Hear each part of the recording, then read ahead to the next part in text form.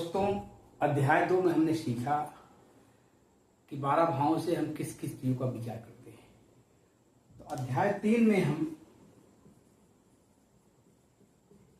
Chapter 3 में हम सीखेंगे कि जो हमारे कुंडली के 12 भाव होते हैं उनसे शरीर के किन किन अंगों का विचार किया जाता है। एक हम चक्र बना रहे हैं।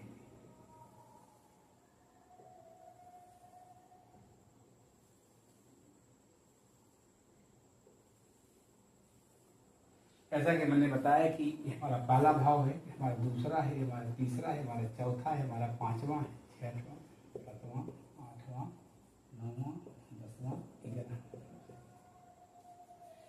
अब हम ये जानेंगे कि 12 भावों से हमारे शरीर के किन किन चीजों का विचार किया जाता है।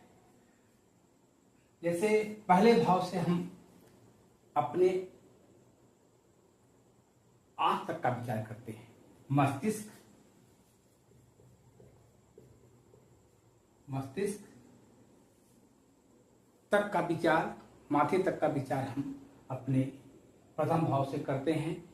और इसमें हम कुछ हद तक अपने नेत्रों को भी शामिल करते हैं। अगर नेत्र का विचार करना हो, आंखों का विचार करना हो, उसका प्रथम भाव से विचार करेंगे।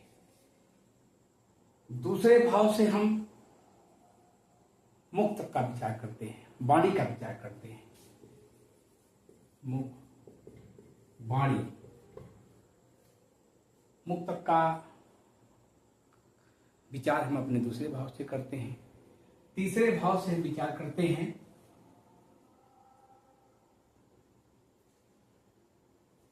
चेस्ट के ऊपरी हिस्सा, छाती के ऊपरी हिस्से तक, टॉन्सिल, छाती के ऊपर, ऊपरी छाती के ऊपर के भावों का विचार हम करते हैं। जैसे गले की समस्या हो गई, छाती की ऊपरी हिस्से की समस्या हो गई, इसका विचार हम छाती का विचार, कंठ का विचार हम तीसरे भाव से करते हैं। चौथे भाव से हम छाती के नीचे हिस्से का विचार करते हैं, सीने के निचले हिस्से का विचार करते हैं। पंचम भाव से हम हृदय का विचार करते हैं। कई ऐसी जातक की कुंडली में देखा गया है कि पंचम भाव पर जब सूर्य की दृष्टि होती है, सूर्य की नीच दृष्टि होती है, सूर्य की दृष्टि होती है, तो हार्ट की समस्याओं से जातक को गुजरना पड़ता है। अभी इसकी चर्चा नहीं करेंगे। अभी हम पंचम भाव से हृदय का विचार करते हैं। छठे भाव से हम हृदय के नीचे का विचार करते हैं, पेट का। हृदय के नीचे क्या है? पेट के ऊपरी हिस्से का हम विचार करते हैं। पेट के ऊपरी का विचार। सतह भाव से हम जो है जनांगों का विचार करते हैं। जनांग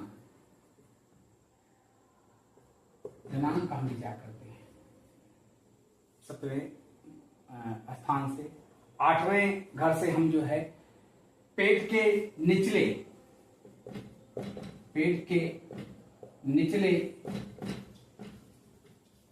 भाग का हम विचार करते हैं। पेट का एक होता है स्मॉल इंटेस्टाइन, एक होता है लार्ज इंटेस्टाइन, लेकिन इसमें चर्चा की विषय नहीं है, चर्चा की जरूरत नहीं है। पेट के ऊपरी, पेट के नीचे हिस्सों का हम विचार करते हैं। 9वें भाव से हम हड्डी, लेकिन कहाँ की हड्डी? जो है पेट के नीचे की भाग की हड्डी का हम विचार करते हैं। घुटनों तक की हड्डी का हम विचार करते हैं। ऐसा कर लीजिए।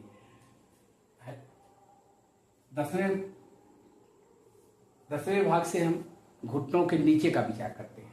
घुटनों के नीचे का हिस्से का विचार करते हैं। 11वें भाव से हम पिंडलियों का विचार करते हैं। 11वें भाव से। और 12वें भाव से हम पैर का विचार करते हैं। पैर मतलब पिंडलियों के नीचे का हिस्सा जो होता है जिसमें तलवे आते हैं, एड़ियाँ आती हैं, वहाँ तक का विचार हम 12वें भाव से करते हैं। एक बार हम फिर से कंक्लूड करेंगे कि पहले भाव से हम मस्तिष्क का, आँखों का विचार करते हैं, दूसरे भाव से हम वाणी का विचार करते हैं, मुख के हिस्से तक विचार करते हैं, तीसरे भाव से हम गले का और छाती के ऊपर का हिस्सा का विचार करते हैं, चौथे घर से हम सीने के निचले हिस्से का विचार करते हैं, पंचम भाव से हम हृदय का विचार करते हैं, हार्ट का, छठे भाव से हम पेट के ऊपरी हिस्से का विचार करते हैं, सतह भाव से हम जनांगों का विचार करते हैं, आठवें घर से हम पेट के निचले हिस्से का विचार करते हैं, नवें भाव से हम